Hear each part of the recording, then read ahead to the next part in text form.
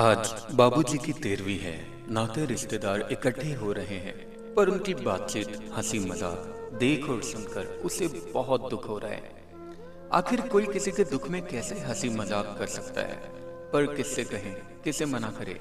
इसलिए वह बाबूजी की तस्वीर के सामने जाकर आंख बंद करके चुपचाप बैठ गई। अभी करीब 20 दिन पहले की तो बात है। वह रक्षाबंधन पर जब मायके आई थी, तब बाबूजी कितने कमजोर लग रहे थे। सबके बीच होने के बावजूद भी उसे ऐसा लगा जैसे कि वह कुछ कहना चाहते हो। फिर मौका मिलते ही धीरे से फुसफुसा कर बोले, बिट्टू, रमा, तुम्हारी भाभी हमको भूखा मार देगी, आधा पेट खाना ही देती है। दोबारा मांगने पर कहती है कि ज्यादा परेशान ना करो, जितना देते हैं उतना ही खा लिया करो, ज्यादा खाओगे तो नुकसान करेगा, फिर परेशान हम लोगों को करोगे। कहते कहते बाबूजी का गला भर आया। पर कभी आपने बताया क्यों नहीं बाबूजी? सुनकर एकदम सन्न रह गई बिट्टू और तुरंत अपने साथ लाई मिठाई से 4 पीस बर्फी के निकालकर बाबूजी को दे दिए। वह लगभग झपट ही पड़े थे और जल्दी जल्दी खाने लगे। ऐसा लग रहा था मानो बरसों से उन्होंने कुछ खाया ही ना हो। बाबूजी अभी खा ही रहे थे, इतने में भाभी आई और बोली, अरे अरे, इतना मत खिलाओ बिट्टू, तुम तो चली जाओगी, पर अभी पेट खराब हो जाएगा तो हमको ही भुगतना पड़ेगा। और भाभी ये ताना मारकर चली जाती है। तब मन महसूस कर वह रह गई और चलते चलते दबे शब्दों में भी उसने भाभी से कुछ दिनों के लिए बाबूजी को अपने साथ ले जाने की बात कही। भाभी तो कुछ नहीं बोली, पर भैया इस बात पर भड़क गए। अरे, तू क्यों लेकर जाएगी साथ? सारी उम्र किया है तो अब भी कर लेंगे।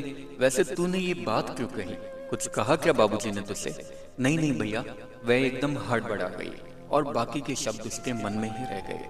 बड़े भाई से जवाब सवाल कर भी कैसे सकती थी? बचपन से ही भाइयों से दबकर रहने का संस्कार जो कूट कूट कर भरा गया है उसमें। पर जाते जाते उसने एक बार पलट कर देखा तो उसके जन्मदाता बड़ी तरसी निगाहों से उसे ही देख रहे थे। तब क्या पता था कि ये उसकी आखिरी मुलाकात है। इसके 5 दिन बाद ही खबर मिली कि बाबूजी की हालत ठीक नहीं है, वो अस्पताल में है, जाकर मिल आओ। सुनकर एकदम झटपटा उठी और दूसरे ही दिन उनके पास पहुंच गई। बाबूजी की हालत बहुत ज्यादा खराब थी, उसको पहचान भी नहीं पा रहे थे।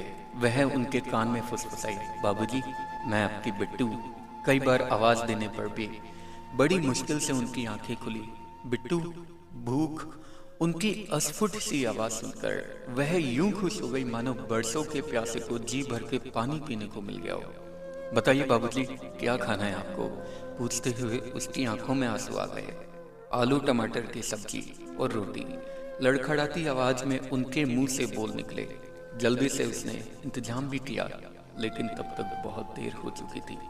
बाबूजी बिना कुछ खाए पिए भूखे ही इस संसार से चले गए थे। बिट्टू, बिट्टू, खाना खा लो।